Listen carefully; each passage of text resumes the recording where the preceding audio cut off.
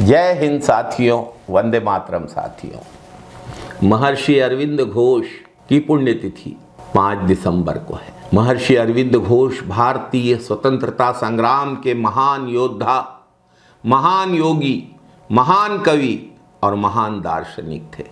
महर्षि अरविंद का जीवन प्रेरणा का स्रोत है, हम सब के लिए, पूरे देश के लिए, पूरे भारत के लिए, क्योंकि उन्होंने न केवल भारत की राजनीति में महत्वपूर्ण योगदान दिया, बल्कि अपने अद्भुत योग और गंभीर चिंतन से भारत के समाज, भारत की संस्कृति, भारत के अध्यात्म को नया दृष्टिकोण दिया।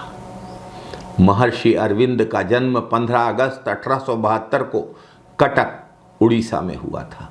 वे बेहद प्रतिभाशाली और गहरी सोच रखने वाले अंतर्मुखी व्यक्ति थे। प्रारंभ से उनका ध्यान मुख्य रूप से शिक्षा और साहित्य पर ही था, लेकिन बाद में उन्होंने भारतीय स्वतंत्रता संग्राम में भी महत्वपूर्ण भूमिका निभाई। महर्षि अरविंद ने ब्रिटिश साम्राज्य के खिलाफ संघर्ष किया। युगांतर और वंदे मातरम जैसे समाचार पत्रों के माध्यम से आज़ादी की लड़ाई को उन्होंने एक नया दृष्टिकोण दिया। महर्षि अरविंद ने भारतीयों को आत्मनिर्भरता और जागरूकता की ओर प्रेरित किया। महर्षि अरविंद का कहना था कि भारत को स्वतंत्रता तभी मिलेगी जब भारत के लोग अपनी आंतरिक शक्ति को पहचानेंगे और उसको उजागर करेंगे। महर्षि अरविंद का विचार था कि केवल स्वतंत्रता से कोई बदलाव नहीं आएगा, बाह्य स्वतंत्रता से कुछ होने वाला नहीं है, बल्कि समाज को आंतरिक स्वतंत्रता की आवश्यकता है। महर्षि अरविंद ने भारत की संस्कृति और भारत के अध्यात्म को एक नई दिशा देने का काम किया।